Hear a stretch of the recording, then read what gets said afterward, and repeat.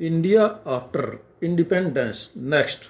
A new and divided nation. Next. When India became independent in August 1947, it faced a series of very great challenges as a result of petitions. 8 million refugees had come into the country from what was now Pakistan. These people had to be found homes and jobs. Then there was two problem of the princely states. Almost 500 of them, each ruled by a Maharaja or a Nawab, each of whom had to be persuaded to join the new nation. Next, the problems of the refugees and of the princely states had to be addressed immediately. In the longer term, the new nation had to adopt a political system that would best serve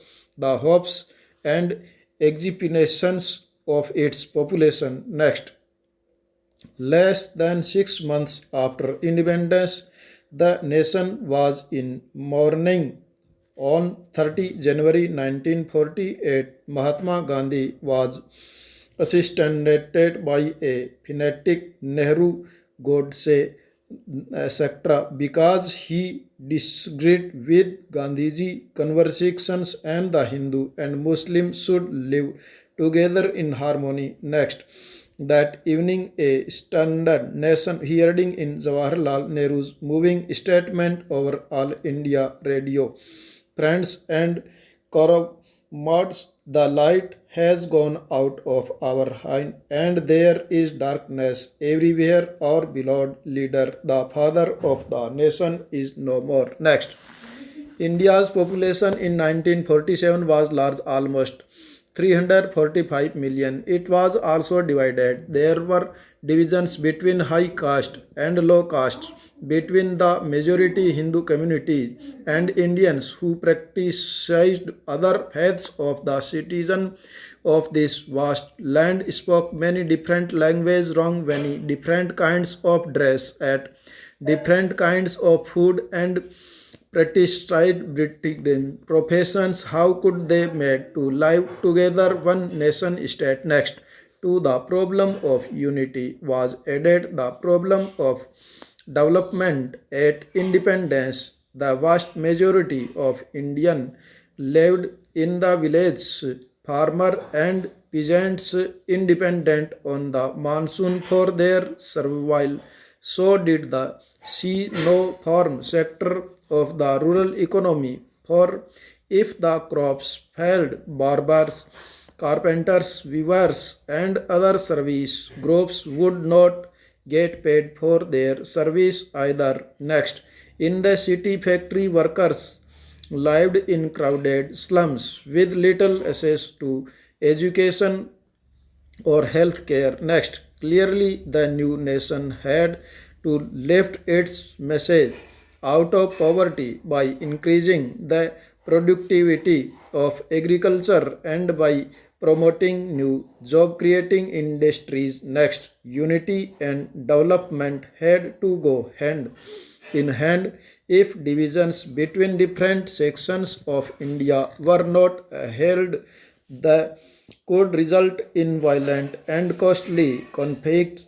High caste fighting with low caste Hindus and Muslims, and so on. At the same time, if the fruits of economic development did not reach the broad masses of the population, it could create fresh divisions. For examples, between the rich and poor, between cities and the countryside, between regions of India that were prosperous and regions that lagged behind. Next, a constitution is written. Next, between December 1946 and November 1949, some there 100 Indian had a series of meetings on the country's political future. Next, the meetings of these Constituent Assembly were held in New Delhi, but the participants come from all over India and from different political parties. Their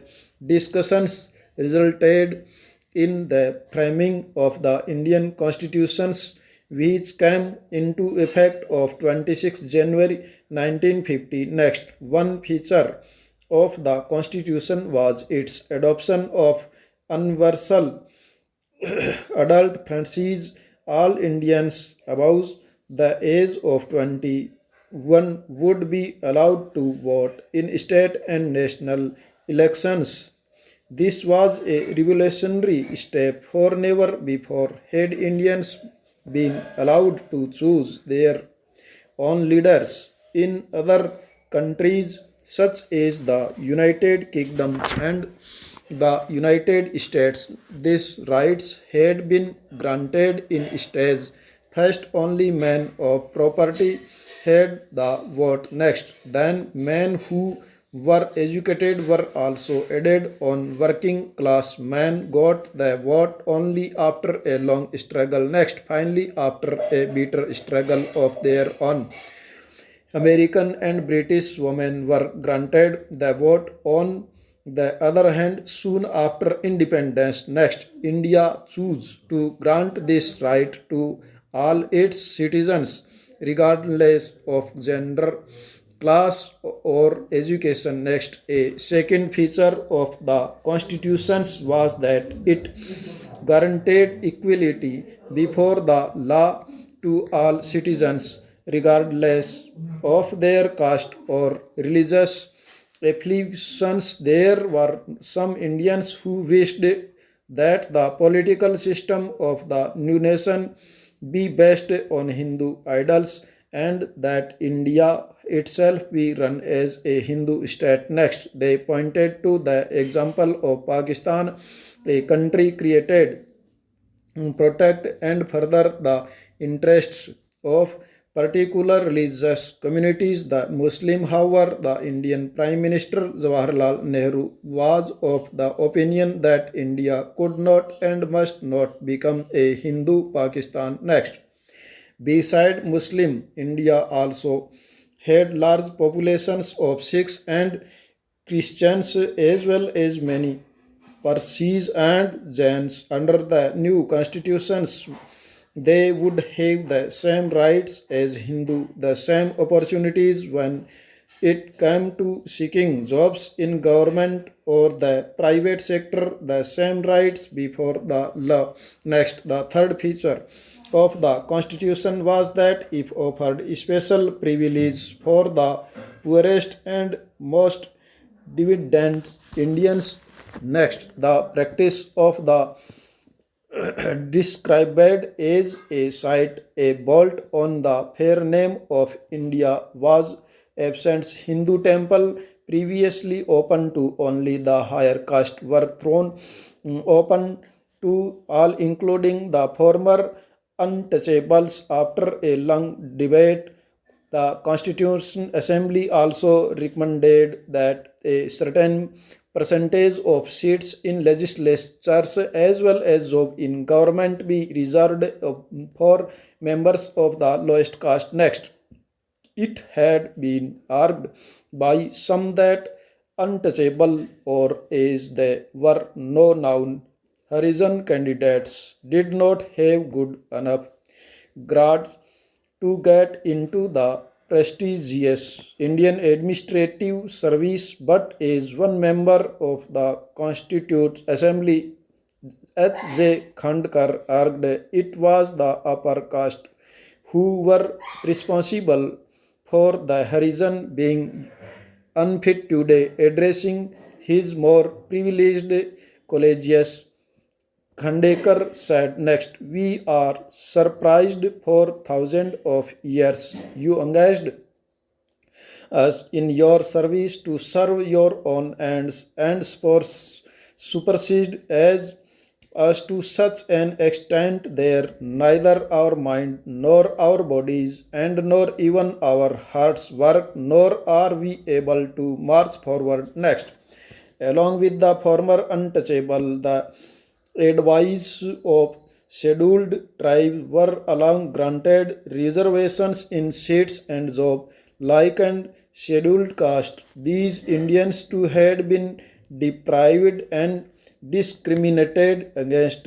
Next, the tribal and been deprived of modern health care and education while their lands and forests had been taken away by more powerful outsiders.